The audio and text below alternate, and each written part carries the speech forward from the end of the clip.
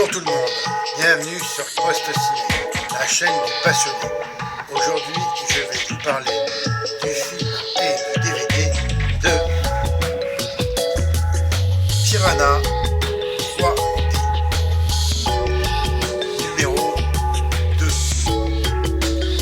mais aussi appelé Piranha 3D.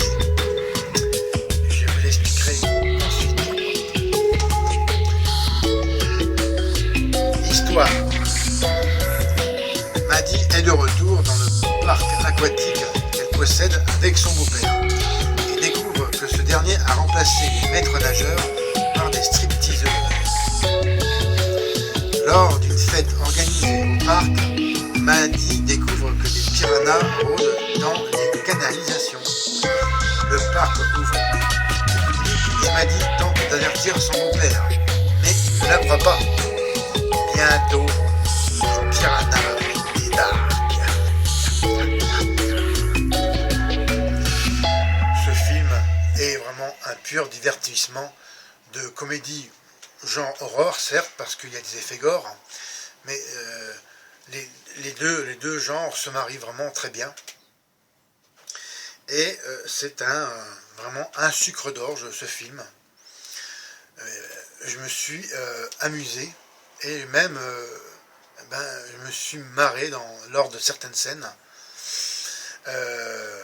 C'est que du bonheur. Un des points négatifs, cependant, c'est la durée du film en lui-même, qui est vraiment ultra courte. Alors à tout casser, ça fait 1 heure, à peine 10 minutes, et pour moi ça fait plus du moyen métrage que du long. La déception, c'est vraiment cette durée beaucoup trop courte.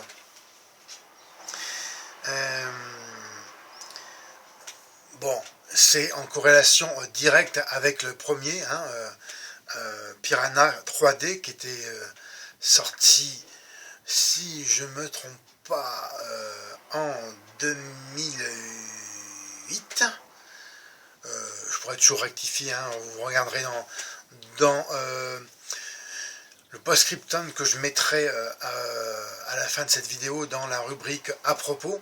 Donc n'oubliez pas de regarder en dessous, vous aurez aussi la bande-annonce et je mettrai aussi une surprise en vidéo. Franchement, si vous n'avez pas le moral, vous avez passé une journée merdique, ou alors vraiment une journée où vraiment vous n'avez pas la pêche, vous avez le moral à zéro, regardez ce film. Alors déjà, ça vous changera les idées. Il y a des belles filles, certes, mais il n'y a pas que ça. C'est du vrai divertissement en support DVD. Non seulement c'est un pur produit DVD pour moi, même s'il est sorti au cinéma, mais je n'ai jamais vu sortir en France. Je sais qu'il est sorti aux États-Unis dans certaines salles, mais en France c'était directement du produit DVD. Et c'est un film sans prétention, ce qu'appellent les Américains le B-movie. Les B-movies, c'est des films en général petit budget. Celui-ci, pas forcément petit budget, il a quand même un budget de 20 millions de dollars, ce qui est quand même conséquent pour un film d'horreur. Bon, alors c'est vrai, les effets spéciaux sont moyens. C'est sûr que je compare avec le film d'Alexandre Aja, Piranha 3D, qui vraiment, je m'étais régalé. C'était vraiment du super travail pour les effets spéciaux, pour même les effets gore. Là, bon, c'est sûr que quand je regarde de près, ça fait plastique, hein, à un moment donné, quelqu'un sort un cadavre de la piscine et bon, bah, c'est vrai que ça fait un mannequin en plastique. Bon, mais le tout est bien filmé.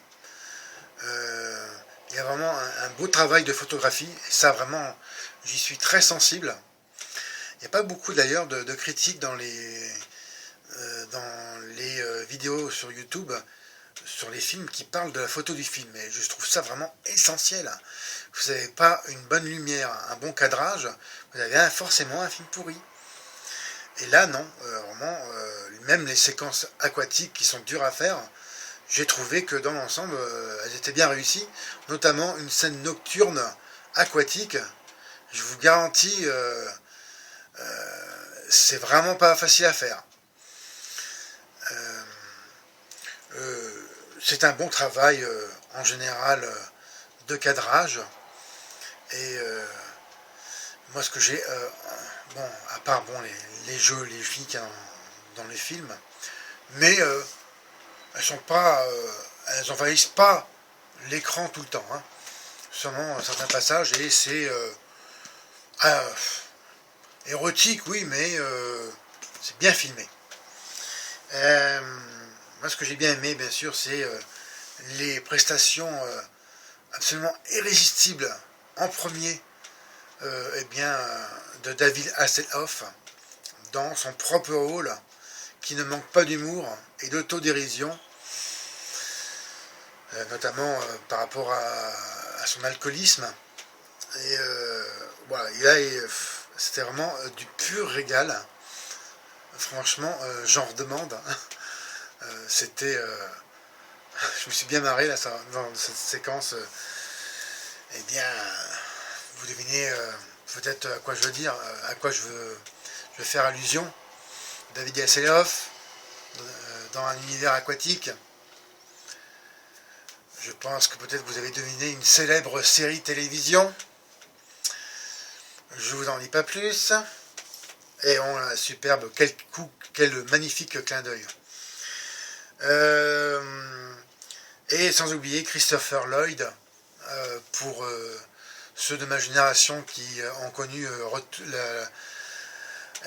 la saga Retour vers le futur, le fameux Doc, hein, Dr Brown.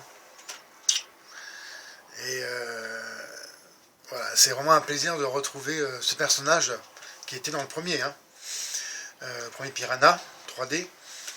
Et j'ai vraiment bien aimé sa scène avec l'aquarium. Je vous laisserai découvrir tout ça. Je ne vais pas trop vous en dire comme d'habitude. J'essaye vraiment dans mes vidéos de vraiment vous donner le plaisir et le désir surtout de découvrir les films. Mais c'était vraiment de bons moments. Après, bon, c'est vrai que le scénario lui-même, il est très basique, mais c'est bien en corrélation avec le premier. Il n'y a pas à tortiller. Et puis, bien sûr, eh bien, un autre personnage qui vient rendre visite dans le deuxième. Je vais vous en parler dans le saviez-vous, hein, ma nouvelle rubrique dans mes vidéos incorporées au film. Et c'était vraiment voilà, une bouffée d'air frais et de de la légèreté peut-être au premier abord, mais quand même il y a des bons effets gore, même ça ne va pas avoir le même niveau que dans le 1, c'est moins dramatique, parce que c'est quand même toujours sur le ton de l'humour et de la dérision. Et c'est comme ça qu'il faut prendre ce film d'ailleurs. Hein, c'est pas un télo, franchement pas. Pour ceux même qui eh bien, ne sont pas sensibles à ce genre de cinéma, pour eux, ce sera d'une connerie et d'une profondeur abyssale. Maintenant, je vais vous parler du descriptif tout ce qui concerne la fiche technique du film. Alors, il faut savoir que c'est sorti le 6 août 2014 chez nous en France en DVD. Alors, c'est marqué d'une durée d'1 h 28 minutes.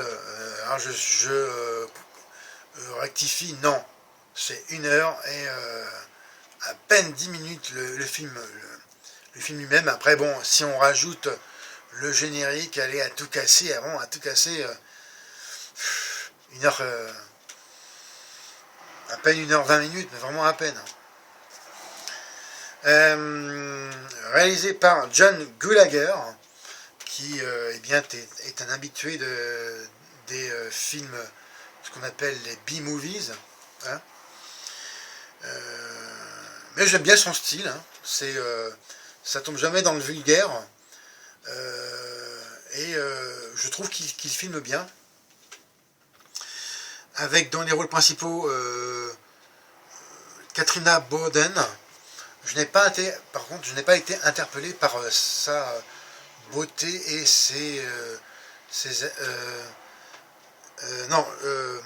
je confonds avec Daniel Panabaker, qui est dans le rôle principal, qui interprète Maddie, que j'ai trouvé pas vraiment terrible physiquement et même pas spécialement jolie.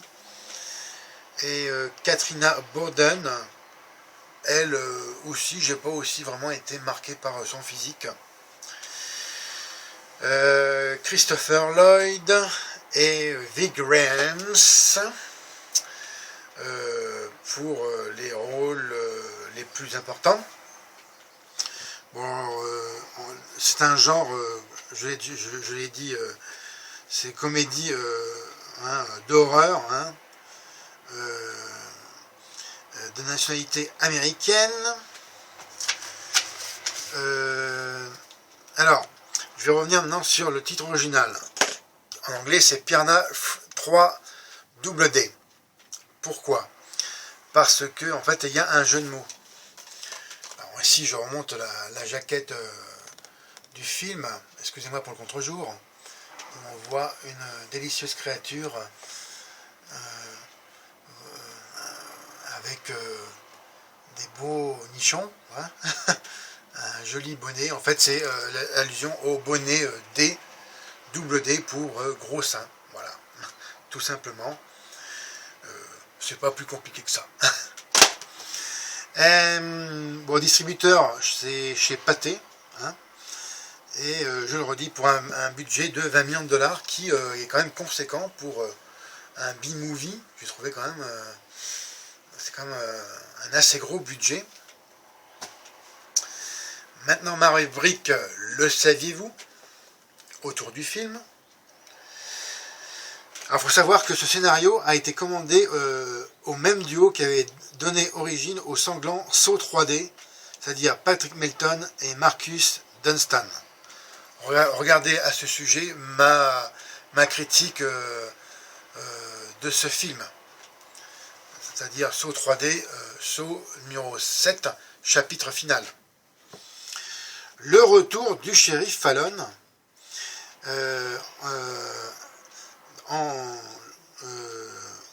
dans le personnage central du numéro 1, hein, c'est-à-dire du shérif Fallon interprété par Ving Rhames. Alors, il y a eu une polémique d'ailleurs à ce sujet sur internet par les fans de Piranha 3D. C'est pour ça, franchement, je vous invite vraiment à voir ce Piranha 3D d'Alexandre Aja, si vous ne l'avez pas vu, car il y a quelques flashbacks dans le film. Ils sont vraiment très courts, mais bon, on comprend. Par exemple, qu'est-ce qu'il vient faire dans le 2? Alors qu'il était, on le voyait dans son bateau, attaqué par les sanglants prédateurs. Mais on le voyait en fait, il avait, si je ne me trompe pas, ôté le moteur de son bateau, et il était dans l'eau, et on le voyait en fait se faire bouffer les jambes par les piranhas, et on supposait sa mort.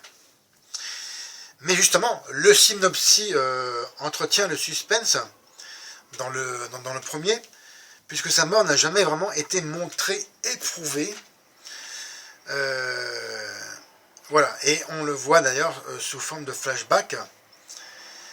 Et après, on s'étonne, qu'est-ce qu'il vient faire dans ce deuxième volet en fauteuil roulant. Allez, un peu d'imagination, que diable. C'est pas bien compliqué à comprendre. Il avait survécu, même si ça paraît improbable. Mais bon, faut pas trop se creuser la tête. Hein. Ce n'est que un peu d'imagination, propre à chacun. Voilà. Tournage sous l'eau. Alors je reviens à ce que je disais tout à l'heure. John Gulager, eh bien, il raconte que les nombreuses scènes sous l'eau représentaient un grand défi pour la production, notamment celle se passant de nuit, car une partie de son équipe, dont son caméraman, était constituée de vrais plongeurs. Et il fallait s'équiper d'appareils de communication aquatique, qui, à mon avis, étaient vraiment très chers. En plus, les scènes étaient toujours surveillées par des maîtres nageurs. Au cas où un acteur n'arriverait pas à retenir son souffle assez longtemps, je pense tout de suite à la scène avec la petite Danielle Panabaker, même si bon, elle n'a pas un physique que j'ai trouvé particulièrement accrocheur. Et elle explique dans les bonus que pour elle, eh bien, elle a la phobie de l'eau. Alors c'était vraiment difficile et compliqué pour elle de venir à bout de cette phobie, et justement la production était aux abois s'il y avait un problème par rapport à cette scène, justement, qui n'a vraiment pas été simple à faire, c'est le moins que l'on puisse dire. Bravo Daniel. Vaincre ces phobies, je peux vous dire que, je sais de quoi je parle, c'est extrêmement difficile. Maintenant, pour finir, eh bien, je vais vous présenter le DVD, hein, en édition simple, et vous donnerez la note finale du film et du DVD. Alors je vous remonte bien encore en détail cette jaquette. Bon, ouais, c'est sympa, hein. Ça m'a tout de suite accroché d'ailleurs. Hop. Alors ils reviennent les mêmes, c'est marqué Piranha 2, les mêmes plus gros. Alors il ne faut pas oublier qu'il y a les plus gros. C'est vrai que les piranhas sont plus gros dans ce film-là, puisque ce sont des piranhas préhistoriques, et les seins aussi sont plus gros. D'ailleurs, je vous montre le derrière, le verso de la jaquette, toujours plein de jolies filles. Voilà. Ici, là on voit David Hasselhoff, et si on arrive à bien voir, malgré le contre-jour, excusez-moi encore, cette magnifique femme ici, voilà, qui, en plus d'être brune, comme j'adore les brunes, a vraiment une belle paire de nibards. Bon, c'est une figurante, hein, mais vraiment une très jolie fille. Et ici, là, on devine Christopher Lloyd, dit Docteur Maboul. Alors, en bonus, c'est vraiment très court, hein, tout comme la durée du film, malheureusement. À peine, vraiment à tout casser, à peine 20 minutes de bonus. C'est dommage. Vous avez scène coupée, les dessous de Piranha 2, le monde off-tastique de David Hasselhoff, un vrai bonheur. Vraiment, la pure autodérision. C'est vraiment quelqu'un qui se prend pas au sérieux, hein, Monsieur Hasselhoff. C'est vraiment un acteur que j'apprécie. Le bêtisier de Carrie Buzet, immanquable. Alors là, ce mec est délirant, voire fou des fois. Pour ceux qui le connaissent, les bonnes blagues de l'oncle Buzet. Je pense aux jeux vidéo érotique qui s'appelle Les Jours Suit Larry, Magnacom sur PS2. Pour les connaisseurs, ils savent de quoi je parle. Et bon, c'est un personnage qui est à lui seul un personnage à part entière, tout comme Hasselhoff et Lloyd. C'est du pur plaisir. David Koechner mouille le maillot. Et une leçon avec John McEnroe. Alors là, par contre, je mets mon hiatus là-dessus, car ça n'a absolument aucun rapport avec ce film. Vraiment, c'est une anomalie de bonus, car vraiment, le tennis n'a absolument rien à voir eh bien, dans ce contenu. À mon avis, c'est une erreur. En plus, vraiment, c'est pas du tout drôle. Enfin, je vois vraiment, vraiment aucun intérêt à avoir mis ça. Bref, c'est à mon avis, c'est ça, c'est vraiment une erreur. Ça peut être que ça, je l'espère d'ailleurs. Bon, c'est un format, le DVD en lui-même est un format 1.78, écran 16/9, compatible 4 tiers.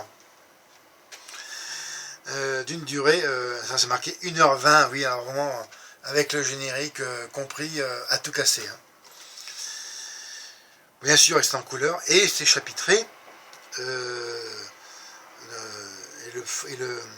le DVD, bien sûr, est sorti et je la date, j'ai perdu la date. Voilà, le DVD, lui, a été produit en 2011. Alors, je reviens à ce que je disais, date de sortie le 6 août 2014 en DVD. Il faut savoir que je prends mes renseignements sur allociné.fr ou Wikipédia, et il y a à mon avis des erreurs sur les dates, puisque là c'est bien produit en 2011. Et en son, vous avez en langue français et anglais, et les sous-titres en français uniquement. Bon, sous-titres en anglais, c'est assez rare de les mettre pour de l'anglais. Après, bon, forcément, c'est une édition en version française et non anglaise. Faut savoir que ce film n'a pas d'interdiction spécifique quant à l'âge. Bon, il n'y a pas de censure spécifique. Après, de là à le montrer à des enfants, non. Il faut être intelligent. Je pense que je dirais c'est plus recommandé pour je dirais 16 ans, hein, par logique, si on est un parent responsable. Alors, le disque lui-même, eh bien, il reprend l'affiche de la jaquette. Voilà, je remonte. Avec cette magnifique créature au gros nichon. Voici, je vais finir par la note finale des compris. Vraiment, j'ai passé un bon moment. Alors, c'est un bon 15 sur 20. Et je vous recommande d'ailleurs fortement ce film pour chasser toutes vos idées noires et soucis du quotidien ou autre. Voici ce qui conclut cette critique pour aujourd'hui. Alors, comme d'habitude, regardez et partagez mes autres vidéos. Mettez-moi un M. N'oubliez pas de regarder le descriptif, hein, bien sûr, je vous le rappelle en dessous de ma vidéo. Et encore mieux, abonnez-vous à la chaîne. C'était Fred. Oh, j'allais oublier aussi un mot sur la musique du film qui est eh bien, rafraîchissante, tout comme ce film. C'est un avant-goût de l'été et des grandes vacances. C'est dynamique et aussi pour ce qui concerne la musique par rapport aux Piranhas eux-mêmes, une musique assez discrète, voire un peu angoissante, qui est dans le bon ton des scènes, des méchants petits poissons. Voilà, allez, bonne continuation à vous et à bientôt pour d'autres vidéos. Salut, c'était Fred. Bye.